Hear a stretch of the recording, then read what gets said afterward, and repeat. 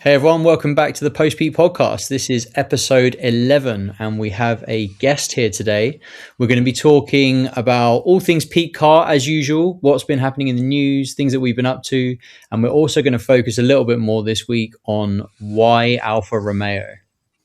And we've got Kane on. Kane's just joining us as our guest today.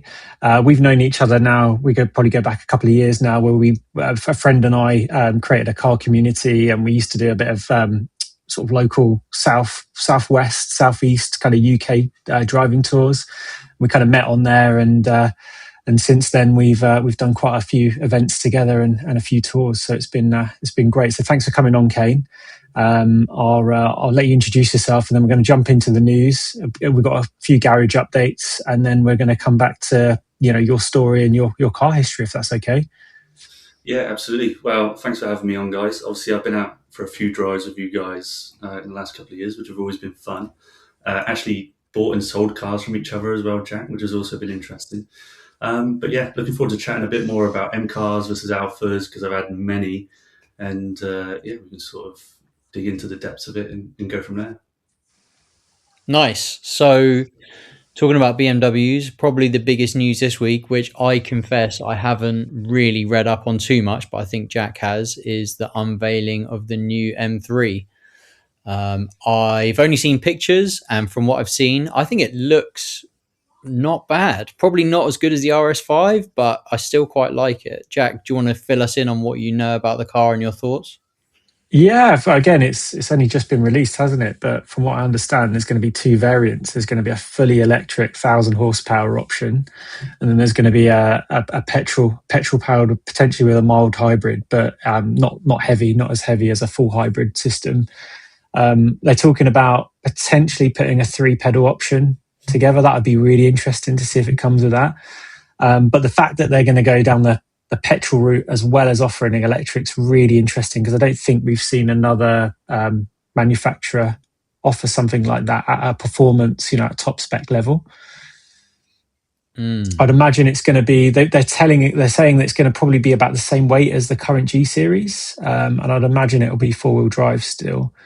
From what I've read as well is that, and this is really interesting, is the electric version. They're going to obviously probably code in or map in gearbox simulations in certain driving modes to make it feel a little bit more like a performance, ICE car rather than a electric single gear kind of car, which would be really interesting. So I'd love to understand how that feels and how that drives.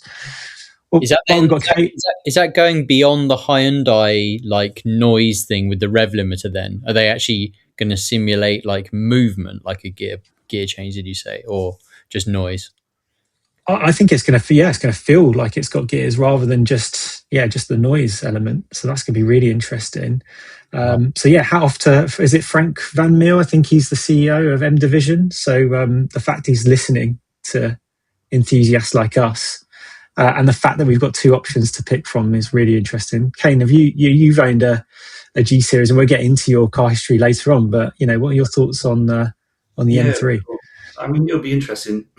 I think obviously with the way new cars are going, obviously it's always going to go this way. As you said, it's great that they can offer a full ICE engine option and the electric, but obviously having taken a look at like recent launches with the AMG GT that they launched, that sort of hideous thing, and of course the Luce, which of course wasn't too popular. Actually, taking a look at the M3 launch, all things considered, it's been a pretty big success when you sort of pin it against those two other recent launches. And so I think you've got to say they've done a great job. And the car does look pretty, wicked as well. It looks quite cool. Yeah, I do I am a fan of the styling on this as well. Styling cue on this one was really cool. Very different to a lot of the vanilla stuff that we've covered on previous episodes when it comes to electric cars as well. So we'll see where it goes. Any other news that's caught your eye, or anything that you've been up to this week that was interesting, Jack or Kane?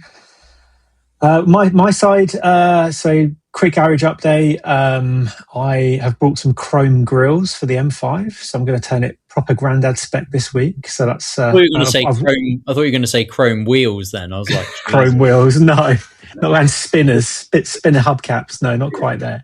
No, I'm gonna chrome it up and make it look a little bit more Q spec. So that's my plan. I went to a caffeine and event, a caffeine and machine, sorry, event last week, which was really interesting, and took it out with a good friend of ours who owns an M2. He's had some work done to that, so we ended up going out for a little bit of a B road blast, and that was really interesting, driving them sort of next to each other. So that was fun. I did some underbody work on the Q7, so I got underneath that. I replaced the under trays, just tidied up the underneath of that, based on a previous episode that we covered in the first series around the conditions of the roads and just how bad that got.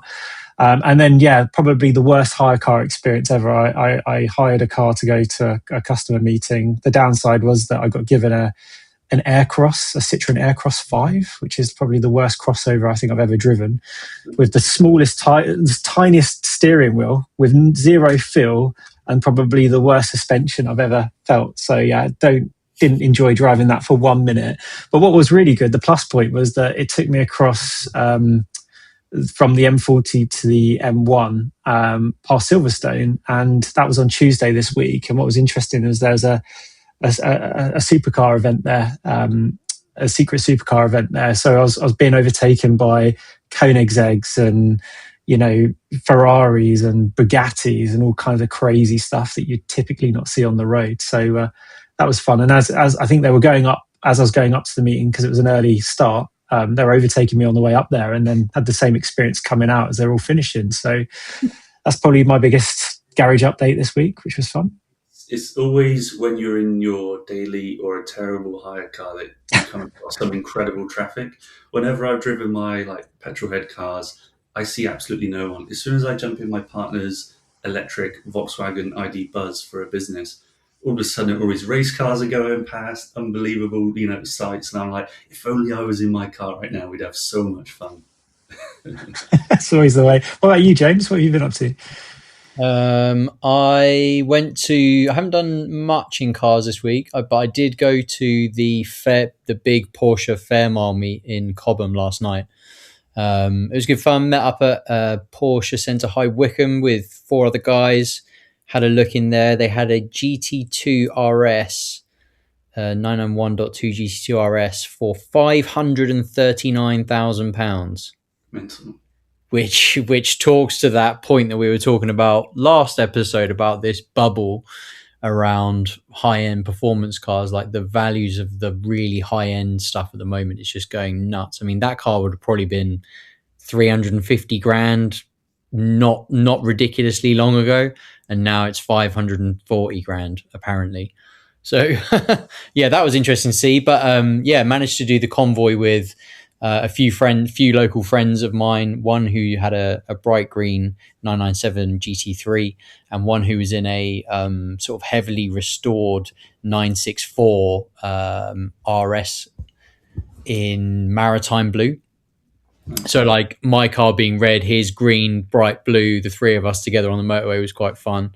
We were getting quite a lot of goading by bikers on the road, that the guys that have their number plate like hidden so you can't see it, and they're all like, come on, let's race, but you're on the M25, they haven't got a number plate and you do, and there's cameras everywhere. So yeah, it wasn't happening, unfortunately, but it was a really good meet. There was that something like Tony Music or something like that. He's got a 918 Spider. He's a guy on YouTube. That was probably the biggest hypercar that was there, but it was nice. It was just a chilled event in the sun. Stayed there for a couple of hours, so it was good fun. Wicked. I was just thinking, actually, obviously talking about the new M3, in the next week or so, I'm planning to go to the local Audi dealership and start taking a look at the new RS5s that are starting to land, and see how it compares. Because when the estate version got launched, I think that looks unreal, and right up there with the new M3. I think they look wicked, but they also sound super cool, and it seems like it's kind of still got that nice organic feel to it that we like in those sort of peak cars at the moment. So I'm really excited to go ahead and take a look at that. Even though it's going to be about £90,000 to £100,000, I think it's a potential option for a future car. You're going to try and nab yourself a test drive if you can. Try and beg the. Yeah, or like a 50% discount if they've got any of those hanging around as well. So no, it should be interesting. I was going to say we're not sponsored by Audi or BMW just yet, so maybe in years to come, who knows? There's still time. There's still time. Yeah, the thing I worry about with that car is the weight, like the weight figure with it being that full hybrid, and the boot size is shocking. So like you got heavy weight and you've got a boot that's smaller than like a 1 Series BMW. Hmm. So yeah, that's challenging, but it does look. It definitely looks good. I really like the look of it, particularly in like a dark green. I've seen a couple in that look really good. So yeah. Yeah, one of their demo cars is like dark green and it looks wicked. Hmm. Yeah, but it can't be much heavier than your F90 M5, Jack.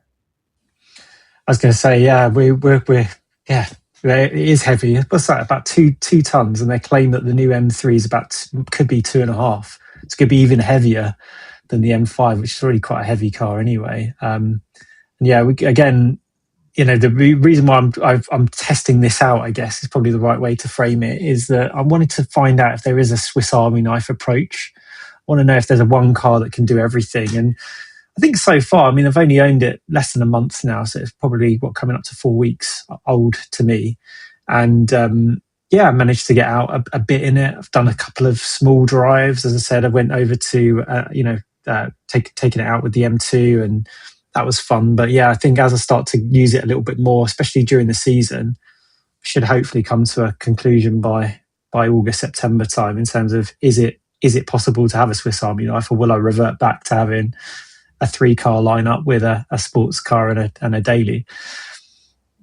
I mean, Anyway, on that note, I am keen to get a Kane's ownership history, because you've got a real variety of some amazingly good peak cars in my opinion anyway, but it'd be really good to understand your journey, particularly in recent years, and also touch on, I guess, the Alfa experience that you've had, which for James and I is I guess untrodden territory for us, because we haven't owned an Alfa. So yeah, over to you, Kane. It'd be really interesting to understand like your history and your experience and your journey really with the cars that you've had recently. yeah, absolutely. I mean, it's been a pretty crazy couple of years. I think I've had 9 cars in the last 4 years, so it's certainly been expensive. But I suppose starting from the most recent performance, the first performance car, which was back in 2019, I had M135i, which was good fun, Estoril Blue. Then in 2021, I got a manual OG M2 in Long Beach Blue, which was one of the best days of my life. And you'll hear I've had some silly cars, but that for me was just like so awesome. And if I could get another one to sit alongside my Alfa Romeo now, I'd do it in a heartbeat. Yeah, I had one By of the those. way, just I had one of those. I bought one brand new from BMW Park Lane in 2018. It wasn't a manual though, but it was an N55 LCI in Long Beach Blue. So So handsome. Honestly, one of the best looking cars on the road. And every time I see one, I just go weak at the knees. They're so handsome. mm. and yeah, just doubling down on that. I think that is peak, and we definitely want to come back to that, because at the moment they are fantastic value for money. If you look at what you could pick one up for now, and the capability of them as well, I think that's an amazing package for all sorts of whether you're going to daily it, track it.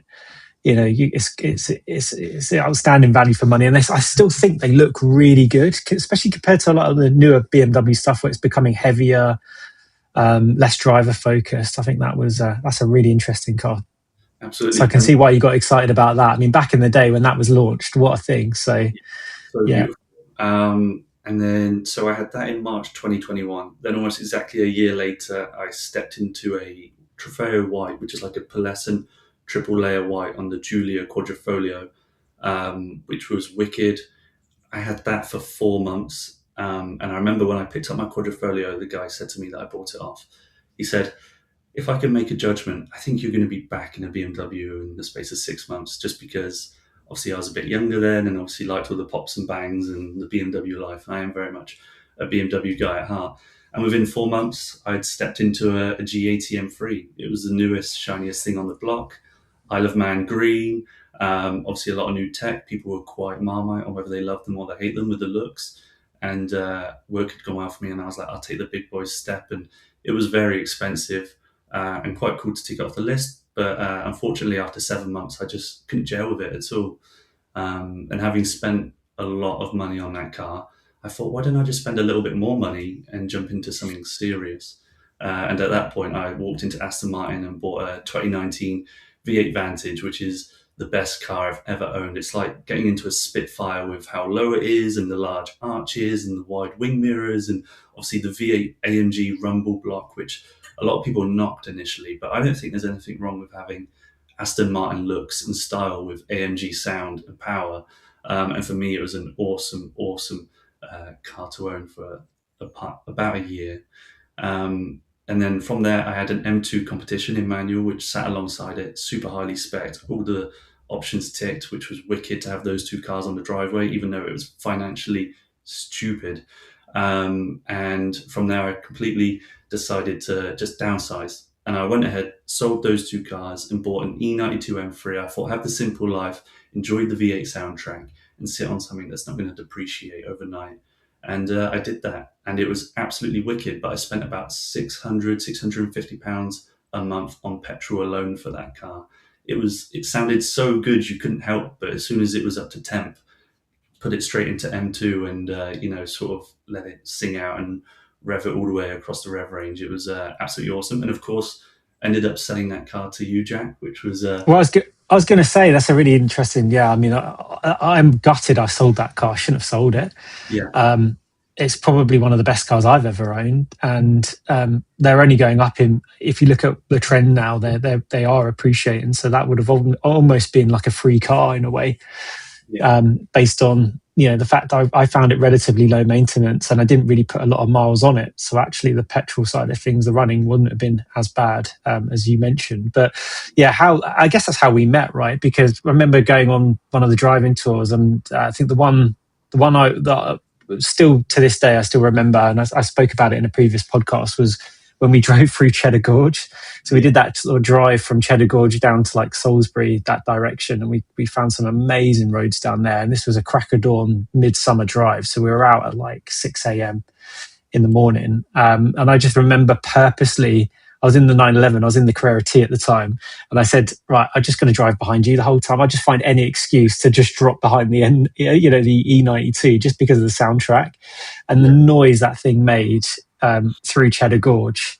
The reverberations off of like the cliff faces was just unreal. And I remember parking up after we did that drive, and I said to you, like, if you ever think about selling that car, I will buy that off you in a heartbeat.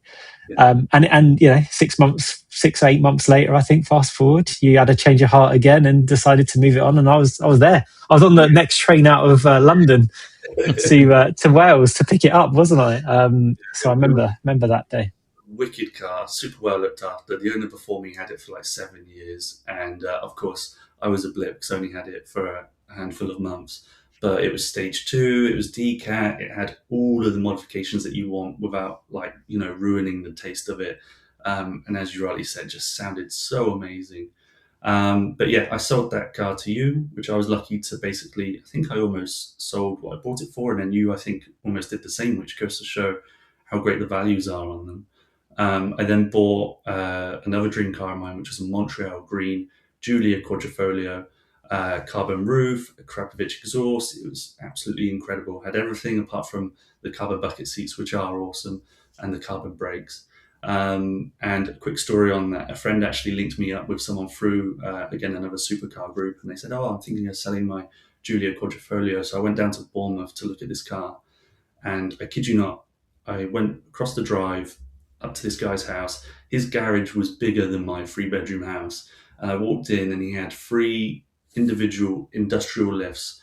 And up on the ramp, he had an 812 GTS, and underneath it, he had a Ferrari Roma. And above it, he had some Range Rover SVR, and then below it, he had the Giulia, and then he had something else. And I was like, okay, yeah, wow, this is the person that you want to buy a car off of, who obviously just, no object. All of the cars absolutely pristine. And he was like, yeah, I'm selling it because it's the wife's daily, but we've got a brand new Ferrari Pura Sangue that was about to arrive. And what a wicked car that was as well. But yeah, definitely the perfect type of gentleman to buy a car like that from. I sold that car eventually to free up some cash for our wedding that we had last year, and stepped into an F80 M3 for a bit. So I've definitely gone around the houses on the BMW M cars. And I really thought, with how much I love the F87 M2, the E92 M3, and the G80 M3 was a good car, but maybe lost some of that hands-on feel that I was pining for. I thought the F80 M3 would be the porridge that's just the right temperature. I thought it would have the practicality. Obviously, they look great, very sort of strong on a performance front. And I had this car again picked up from Bournemouth, and I just couldn't get on with it. I don't know if it was the individual example of car or what it was, but immediately I was like, I don't like this car. And of course, you get a feeling where it excites you or not. And I just got into it, and I was just like, no, this is not a scratch on the top of the range Julia that I just had. But it was a lot more cost effective in terms of it was only £30,000, and I think it's still a lot of car for that money. Sorry, someone's trying to call me. And so I pretty much bought that car, had the wedding, drove it down to Lake Como with my wife for our honeymoon. When I said I wanted to go to Italy for our honeymoon, she was like, What time are the flights?" And I said, "Oh, we're not going to fly. We're going to drive down across the Alps through Switzerland." It was awesome. But I spent the whole time wishing I was in an Alfa Romeo, unfortunately. And when I got back to the Eurotunnel in Calais, I stood outside having a coffee, waiting for our train, and completely independently, not together, three Giulia Quadrifoglios pulled into the Eurotunnel within the space of 10 minutes. And I'd seen one in the last 2 years out in the wild, and now three turned up within 10 minutes. And I thought, yeah, when I get back, I need to get another one. And so we got back to the UK, sold the F80 M3, managed to wipe my nose on that just about. And then I found an amazing deal on a Stelvio. And for ages, I thought the Stelvio was going to be a bit more rolly and a bit more boaty than the Giulia. But I picked up a Montreal Green Quadrifoglio, and it's been absolutely epic. Of course, it's not quite as fun with the rear-wheel drive aspect on the Giulia, but it's so fun to drive for an all-wheel drive, sort of like crossover 4x4 car. It's absolutely wicked. And if anyone's interested, and of course we've spoken a lot about, sort of one car that does it all, the fun stuff and the family stuff and the business stuff, I would sing about the Stelvio Quadrifoglio from the hilltops because it's absolutely brilliant. And I said, based on that history, I mean, that's an epic car history, by the way, and thanks for walking us through it and some of the stories as well. I mean, some of the other memories that we've got where we went for a drive. So I had the E92, James was in his M4, and then you bought the Julia as Yeah. well with you. So we had all three cars back to back, and we had a bit of a blast up to Silverstone from where we were, which was a good laugh. But yeah, I mean, I think you're probably quite similar to me, Kane, in how often, how dangerous you can be if you become fixated on another car. It's almost right. We're gonna ditch what we've got now and move straight into that. So I don't know what that is. There must be a mindset with people like us where we try something for a little while and then we want the next because we're just so car obsessed. Yeah. We almost want to try more. We're like a kid in a sweet shop and we don't know which one to. But could you see, do you plan to spend more time in the Stelvio now you've kind of settled into that and you've got kind of life changes coming up with baby due later on this year, and as you said, the all-in-one. Do you see yourself keeping that car a little longer than perhaps some of the other cars that you've owned? Yeah, well, I've been at the stupid heights of paying silly amounts of money for cars. I think the G80 M3 was £860 a month, which is bonkers. The Aston Martin was £1,000 a month again, which is very silly. But I was at a time where I was happy to spend that amount because I didn't have kids and I knew that I was planning to in the future. So I was like, if I'm going to waste money, now's the perfect time to do it. And I don't regret those days. But now, having come down to the level and off the ledge of those heights, I don't really want to go up to that level, and I feel like sort of where we're at with the F90 M5 and sort of James's 340 Touring and my Stelvio Quadrifoglio feels like a real comfortable place to be, where you can enjoy these cars, you can have the family in them, and you don't need to worry about the mileage or a stone chip or sort of bumping a wheel. And that means that you can just enjoy it to the maximum rather than counting the miles that you're going to do on today's road trip because of the future values. And the aim is to keep the Stelvio for quite a while. That was the aim. I've tasted the Quadrifoglios, and this gives me that with added bonus practicality. and I think that's an awesome all-rounder. But having said that, we are children with adult money and incredibly impulsive and not very sensible. And so, if something comes along, then I may be willing to chop up. But I got the Stelvio at a fantastic price. So I'm sort of very strongly in the black on that for the type of car that it is. And so I'm quite happy just to sit in it for a bit and actually do well on a car for once rather than sort of lose all of my pennies. And there isn't really too much that interests me. Obviously, I know you guys talk about peak car quite a lot, and I've been in the G80 M3, and the G81 M3 Touring turns my head every so often. But I can't remember the last time there was a new car that came out apart from this RS5, which I'm quite interested in. Where I'd go, oh, I could see myself in that. Everything. I'm like, no, I'm happy with the cards that I've got. Very happy with this sort of like 2015 to 2020 age range, where it's just the right amount of fun, features, and noise. And so, yeah, I think I'll be sticking for a Stelvio, but may try for an M3 Touring in the future. But we'll see how the new one goes and what it's like. And you've done a fair bit to the Stelvio, because you touched on it a while ago around the sound of especially the Alphas, the fact they've got the sound right as well. But you've improved yours, I believe, and you've done some other bits and pieces to it as well. Yeah, of course. Well, I was quite lucky. I like to modify my cars. I think it was Rowan Atkinson on Top Gear a while ago that has said if you're a petrol head and you can walk into a dealership and someone who's not a car person can buy this exactly the same car as you, then it doesn't quite feel right. So I like to tinker with them a little bit. But I was lucky that my Stelvio already came on lowering springs to get rid of the horrendous stock Stelvio arch gap. It had like front end PPF. It had a couple of other cool modifications. But around the noise specifically, the Alfa Romeos need a valve controller, which is key. Otherwise, you need to turn all traction and safety features off to get the maximum noise. And I also put on just an £80 Res Delete pipe off of eBay. This company called RPM Performances, and it completely changes it. It's kept the OPFs in, and it sounds wicked. I mean, I'm sure you guys have heard. I mean, you followed me in the Giulia, which had exactly the same setup. Sounds so good for a 2022 car with the OPF still in it. Whereas when I had my G80 M3, I think you had to take the OPFs out to get any kind of noise, and at that point, it was bursting your eardrums and droning all the way down the motorway. So there wasn't really an in between. Whereas with this, the Quadrifolios, I feel like it's got the noise.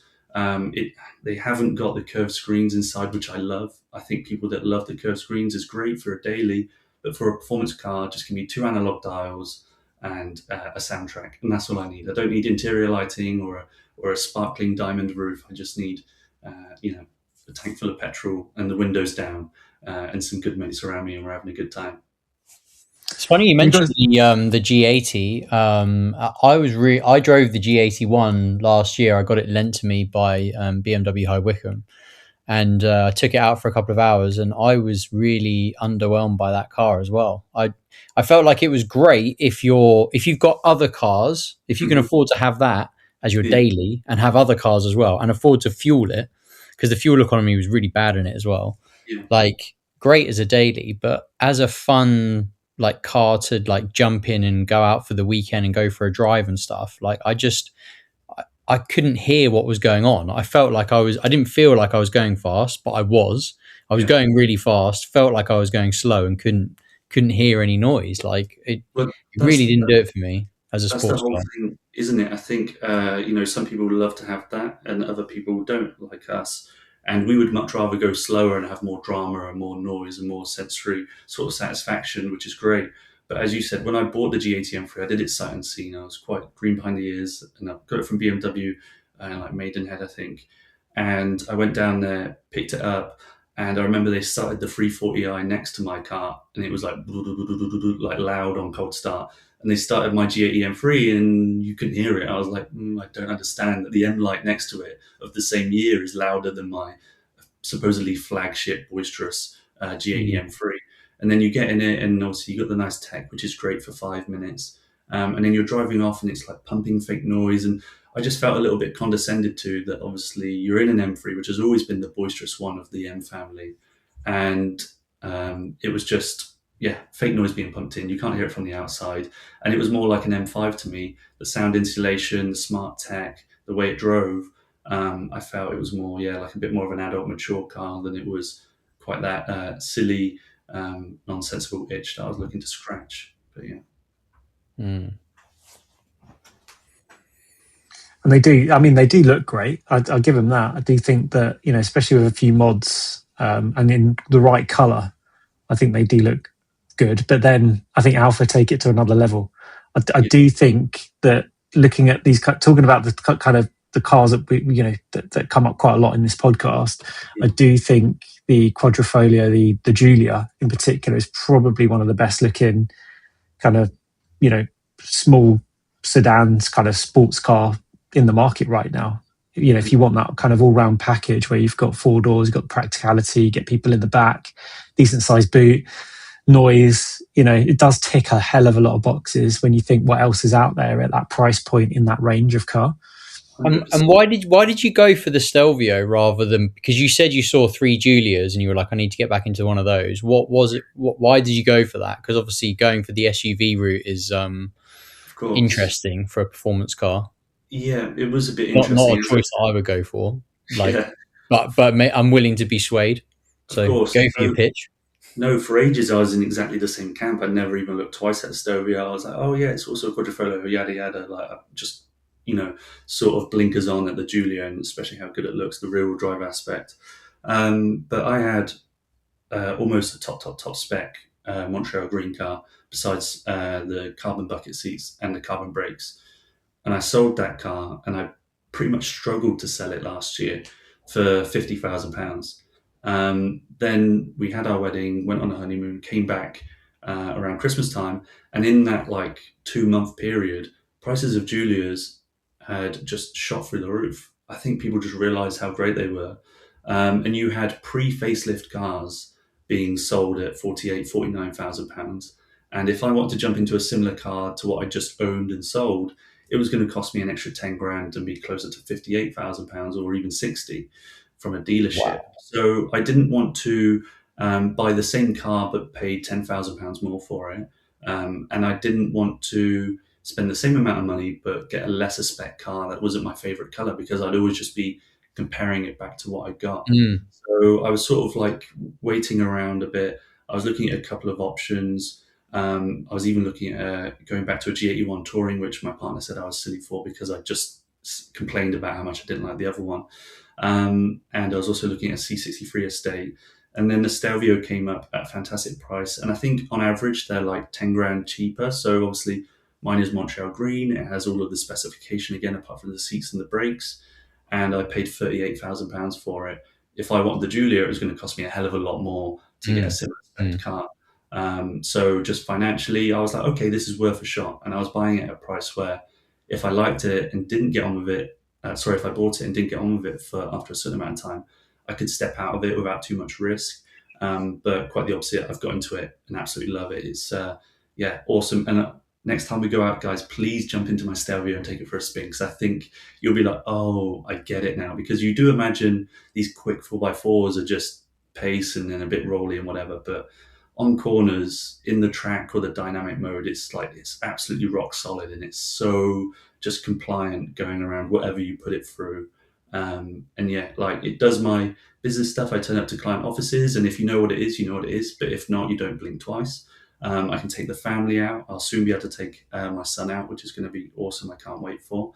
And you can also then hang on to the back of GT3s and 458s and AMG GTRs on the weekend, and then have coffee and bacon and chat about it. And everyone's so surprised, and everyone loves it so much that I think it's just the I was, fantastic rounder. I was going to say they're very loved in the car community, aren't they? I think you've got to be a real petrol head to even have an Alpha. I think that's part of the qualification, isn't it? If you say you've owned an Alpha, then you are officially a true petrol head or something like that. Not that I've owned one, but I'd love to add one to the garage at some point. That's for sure. I I'm mean, sure. I've driven both back to back, so I remember when they were launched, and I got invited to Goodwood, and they explained how the chassis was specifically built for the Quadrifoglios, Mhm. and then they went out in a grey Giulia, and then did a couple of laps in that, and then jumped into the Stelvio and did a couple of laps in that. And actually, out on track was really interesting. This was a long time ago, because this was probably 2017, 2018, kind of when they were relatively new, and actually, like, it was a relatively wet day, so it was fun to do a track day in the wet, especially in the rear wheel drive Giulia.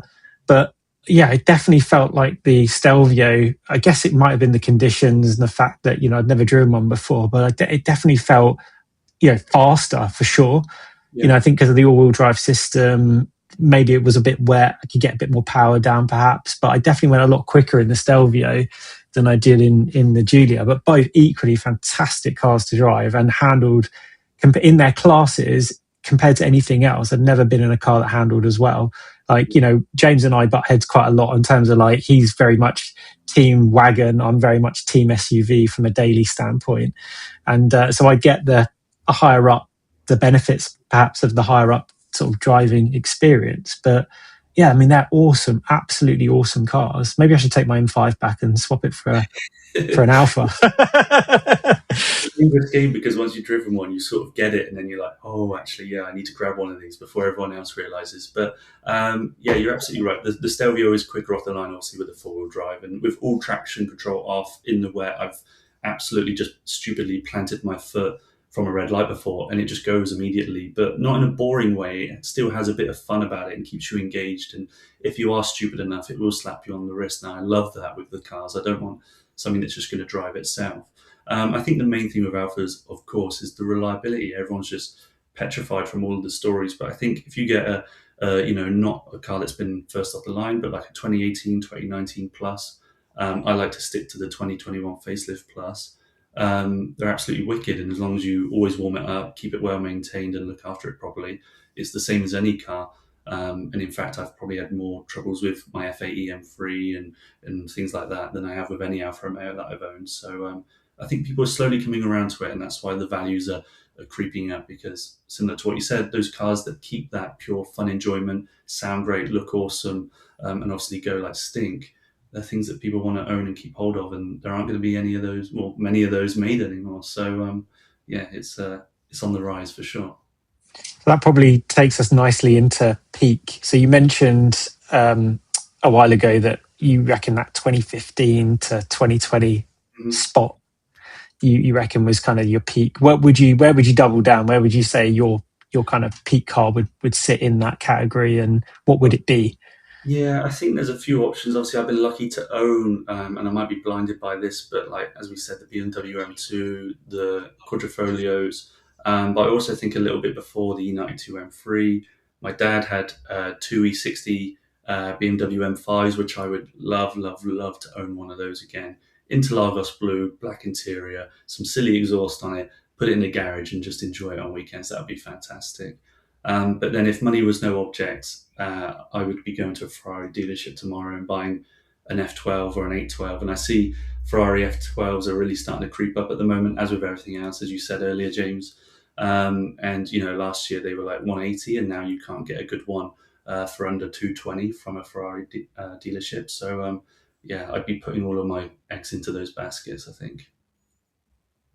Oh, it's a perfect mix, isn't it? It's Italian and it sounds awesome. So sounds so good. Just on another level from where we are at the moment. But maybe in a couple of years, once the bubble bursts and all these people that are buying cars at the moment to speculate start worrying a little bit and selling them. That's what I was talking to with someone last night at that Fairmile meet who was just like, this cannot continue.